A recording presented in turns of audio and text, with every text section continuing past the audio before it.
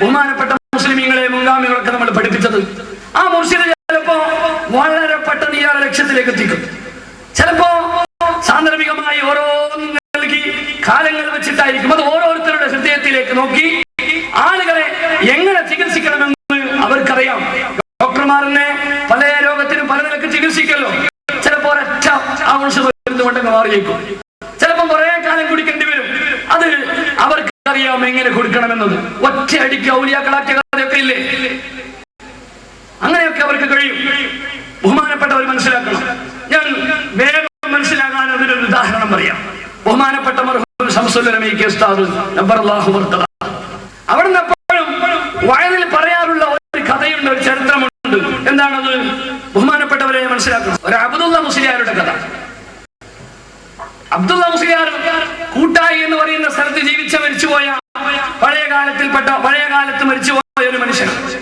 അദ്ദേഹം വലിയ ആലിമാണ്, അംഗീകാരവും ജനങ്ങളൊക്കെ ആദരിക്കപ്പെടുന്ന ഒരു മനുഷ്യനാണ്. അദ്ദേഹം ഹജ്ജിന് പോയി. ആളുകൾക്ക് ഊഷ്മളമായ യാത്രയപ്പ് നൽകി അദ്ദേഹം മക്കയിൽ പോയി ഹജ്ജ് ചെയ്തു. എല്ലാം കഴിഞ്ഞ് അവസാനമായി അഷ്റഫുൽ ഖൽഖ് മുഹമ്മദ് മുസ്തഫ നബി സല്ലല്ലാഹു അലൈഹി വസല്ലമയുടെ റൗള ശരീഫിലേക്ക് സിയാറത്തിന് വേണ്ടി വന്നു. അവിടുന്ന് സിയാറത്ത് ചെയ്തിട്ട് ബഹുമാനപ്പെട്ട നബിയോട് പറഞ്ഞു, നബിയെ ഞാൻ ഇതുവരെ അങ്ങനെയൊക്കെ ജീവിച്ചു. ഞാൻ ഈ കഅബയിൽ വന്ന് ഹജ്ജ് ചെയ്ത് ഇനി ഞാൻ തിരിച്ചു പോവുകയാണ്. ഇനി എന്നെ വെറുതെ അങ്ങ് മടക്കരുത്. നാട്ടിൽ പോയാൽ ഇനി ജീവിക്കാൻ എനിക്കൊരു ശൈഖ് വേണം. എനിക്ക് മുർഷിദായ വഴികാട്ടി തരുന്ന ഒരു ശൈഖ് വേണം. ഇതുവരേക്ക് ലഭിച്ചിട്ടില്ല. ഈ മദീനത്തുനിന്ന് അങ്ങ് കാണിച്ചു തന്നാലല്ലാതെ ഞാൻ ഇനി നാട്ടിലേക്ക് പോകൂല നബിയേ. ഞാനിനി കാണിച്ചു തന്നാലേ പോവുള്ളൂ. എനിക്കൊരു മുർഷിദായ ശൈഖിനെ ഇവിടുന്ന് കാണിച്ചു തരണം, മദീനത്തുനിന്ന് കാണിച്ചു തരണം. പവറുള്ള വാക്ക്. അദ്ദേഹം അന്നുറങ്ങി. ബഹുമാനപ്പെട്ട നബി സല്ലല്ലാഹു അലൈഹി വസല്ലമിന്റെ മുമ്പിൽ വെച്ച് പറയേണ്ടതുപോലെ ഒരു വിശ്വാസി പറഞ്ഞാൽ അപ്പോൾ തന്നെ നടക്കും.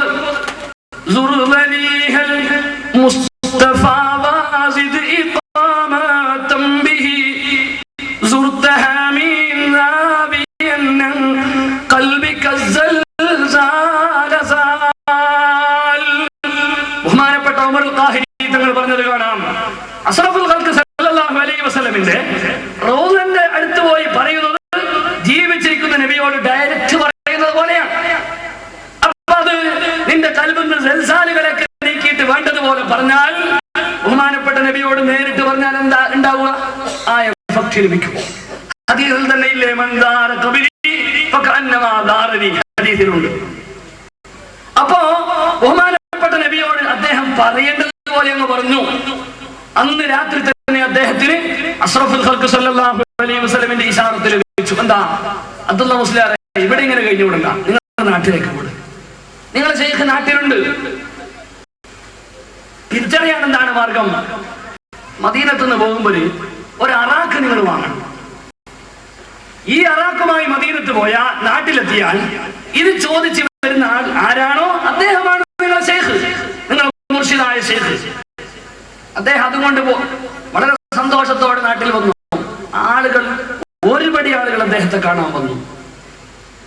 പക്ഷെ ആരും അറാക്ക് ചോദിച്ചില്ല. സംസം വെള്ളവും കാരക്കൊക്കെ കുടിച്ച് ചോറാക്കി മടങ്ങിപ്പോയി. വല്ല പാരിതോഷികം കിട്ടിയെ അതും അടിച്ചിട്ടുണ്ടോ?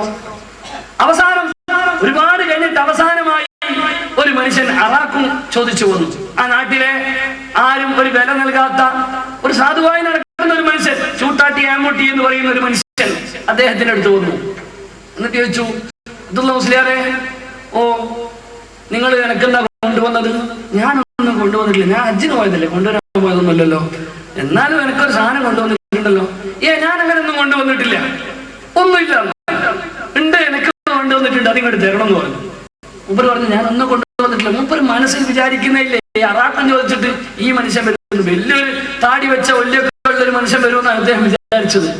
അവസാനം അദ്ദേഹം പറഞ്ഞു, മദീനത്ത് നിനക്ക് അറാക്കുന്നില്ല, ഇങ്ങോട്ട് തരൂ. അദ്ദേഹം അപ്പോഴാണ് സ്തബ്ധനായത്.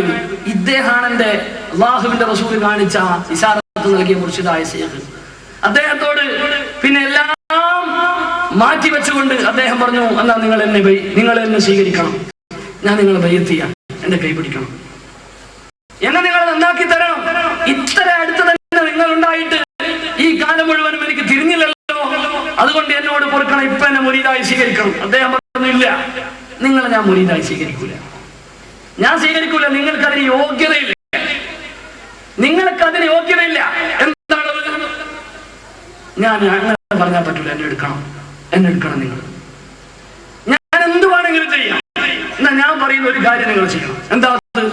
നിങ്ങൾ ആളുകളോടൊക്കെ പറയണം, നടന്ന് പറയണം, എന്റെ ശൈഖ് മുർഷിദ്, എന്റെ ശൈഖ് മുറബി ചൂട്ടാട്ടി ആമൂട്ടിയാന്ന് ജനങ്ങളോടൊക്കെ പറയണം. ഇത്ര വലിയ ബഹുമാനിക്കപ്പെടുന്ന മുഹാബായ ആലിമ്, ഈ നാട്ടിൽ ഒരു വിലയും നൽകപ്പെടാത്ത, കല്യാണത്തിലൊക്കെ ഇങ്ങനെ പുതിയാപ്പള പോകുമ്പോ രാത്രിയൊക്കെ ചൂട്ടയും കാട്ടി ഇങ്ങനെ നടക്കുന്ന ഈ അയമൂട്ടി, അയാൾ ശൈഖ് മുർഷിദാണ്, മുറബിയാന്ന് ജനങ്ങളോട് പറഞ്ഞാൽ ജനങ്ങളാകെ മാർക്കിടൂലേ? അത് പറയരുത്, അത് എനിക്ക് കഴിയില്ല, അത് പറഞ്ഞാലേ എടുക്കുള്ളൂ. എന്താ പറയാൻ പറ്റാത്തത്? അങ്ങനെ പറഞ്ഞാൽ ഒരു മോശമുള്ളത് കൊണ്ടല്ലേ? അത് കൽവിന്റെ രോഗമാണ്. അതപ്പം അത് മനസ്സിലാക്കാൻ, അത് മൂപ്പരങ്ങ് പറഞ്ഞു തീരതോടുകൂടി ബഹുമാനപ്പെട്ട ഒരു കമാലിയത്തായ ഒരു മുരീദിന്റെ സ്ഥാനത്തേക്ക് എത്തുകയാണ്. നോക്കൂ നിങ്ങൾ, അല്ലാഹുവിന്റെ ഔലിയാണ്, ചിലപ്പോ അങ്ങനെ പെട്ടെന്ന് തന്നെ ചില ഡോസുകൾ അങ്ങ് കൊടുക്കും, അതോടുകൂടി ശുദ്ധിയോ. ചില ആളുകളെ ക്രമേണയായിരിക്കും, ഒരുപാട് മരുന്ന് കൊടുത്ത് ക്രമേണയായിരിക്കും ചിലപ്പോൾ ചികിത്സിക്കൽ. അതൊക്കെ അവർക്ക് ആണ് അതിനെ കുറിച്ച് അറിയുക. ഇത് ഒരു ചൂട്ടാവര് അബ്ദുള്ള മുസ്ലിയാരുടെ കഥയാണെങ്കിൽ ഞാനിതിന് നാടൻ കഥ പറഞ്ഞു എന്നേ ഉള്ളൂ. ഇതിന് സമാനമായ ഒരുപടി സംഭവങ്ങൾ, ഇതുപോലെ മദീനത്ത് നിന്ന് അറാഖ് വാങ്ങാൻ നിസാർത്ത് നൽകിയ ഒരുപടി സംഭവങ്ങൾ ബഹുമാനപ്പെട്ട ഇബ്നു അജീബ് റളിയല്ലാഹു അൻഹു, ബഹുമാനപ്പെട്ട ഇബ്നീദിൽ പോലുള്ള കിതാബുകളിൽ വേറെയും ഒരുപടി സംഭവങ്ങൾ ഉദ്ധരിച്ചത് കാണാം. അപ്പൊ ഞാൻ പറഞ്ഞു വരുന്നത്, ബഹുമാനപ്പെട്ടവരെ, അള്ളാഹുവിന്റെ മശായിഖ് അവരാണ് നമുക്ക് വഴികാട്ടുന്നവർ. നോക്കൂ നിങ്ങൾ, ബഹുമാനപ്പെട്ട ഉമർ വലിയുല്ലാഹി അൽ ഖാഹിരി തങ്ങൾ പറയാം,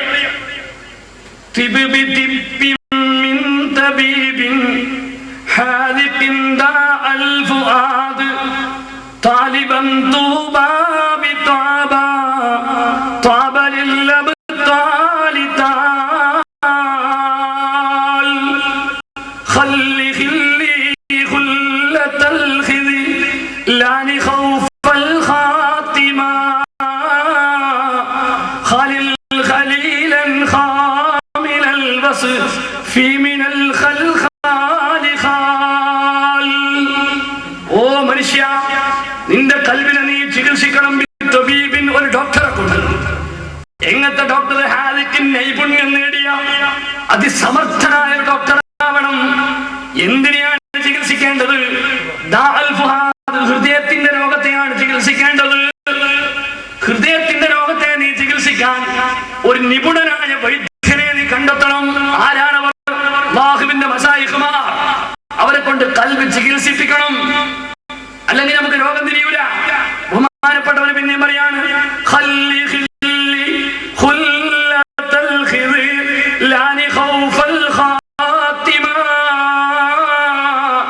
ദുനിയാവിന്റെ എല്ലാ ബന്ധുക്കളെയും എല്ലാം നീ ഒഴിവാക്കിയിട്ട് നീ ഖലീലായി, നിന്റെ സുഹൃത്തായി നീ കൂട്ടേണ്ടത്, നിന്റെ സഹപാഠിയായി, നിന്റെ ജീവിതത്തിന്റെ അധ്യാപകനായി, നിന്റെ ജീവിതത്തിന്റെ എപ്പോഴും നിന്റെ സഹവാസിയായി നീ തെരഞ്ഞെടുക്കേണ്ടത് നല്ല ഖലീലയാണ്.